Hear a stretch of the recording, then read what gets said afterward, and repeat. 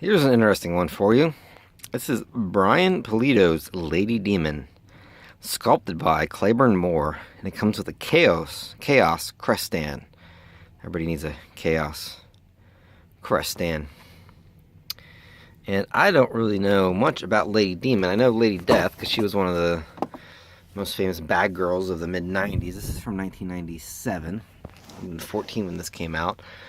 Lady Demon was born when evil seized control of Lady Death. Okay, so it's like a modified form of her. She pledged her help to the ruler of the underworld, but traces of the goodness inside her kept Lady Demon from binding herself to evil, and she turned on the ruler of the underworld to regain her freedom. So there's Lady Death.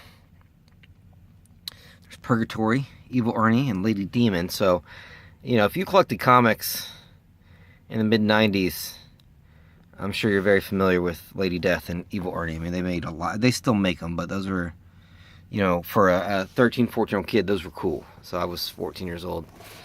So this is Lady Demon. I don't know a whole lot about Lady Death or that whole storyline. Like I said, I had a few comics. They're not really well written. Not really known for their plot. Same with Evil Ernie. They're just kind of weird. It's kind of horror sort of comics. So we got, you get a tattoo of that. There's some flash for you. Get that on your neck. She's wearing a thong. It's kind of interesting. I guess that's what they wear down there in the underworld. So here's the Chaos Crest Stand. I guess that's like a, I don't know why that's such a thing to advertise. Let's get her out. So she's got some horns, some very minimal clothing, gloves, the boots, earrings. None of that looks very functional. But what do I know? I've never been to the underworld. I'm not familiar with their customs and their trends, so I'm gonna make this one a short one. There's really not a whole lot to say. Oh shit, did I just break? I just broke that. This has been in a prison for 20 years, and so I'm sure it's been subject to sunlight and all kinds of other things. So let's give her her sword.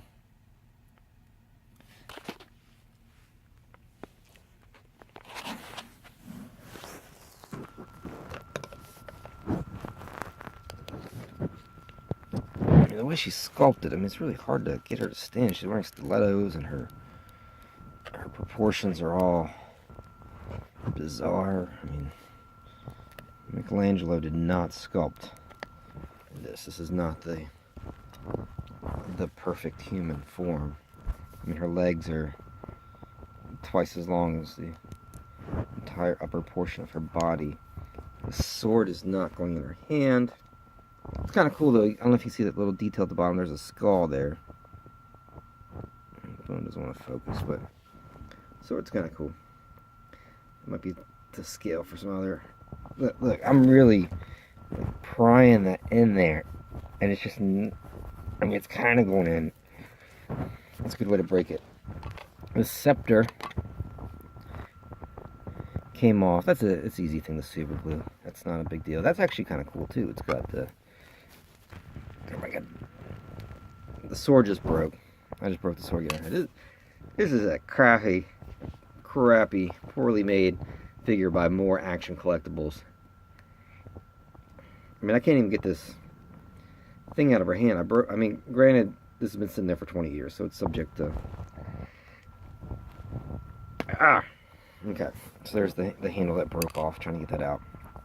The scepter fits much better. Much better. It's kind of cool. It's kind of badass. You know, the figure doesn't fit on the stand well. There we go. Get some glare. So Brian Pulido's Lady Demon, sculpted by Claiborne Moore, poorly made by Moore Action Collectibles. Broke this. That's gonna be, I don't know, just garbage. So yeah, so there you have it. I don't know. Somebody bought this in 1997. He put it on his, I don't know, his dresser or a bookshelf, or who knows what else he might have done with it. So, so there you have it. And I don't know. Hail Satan. I guess that's what she's all about.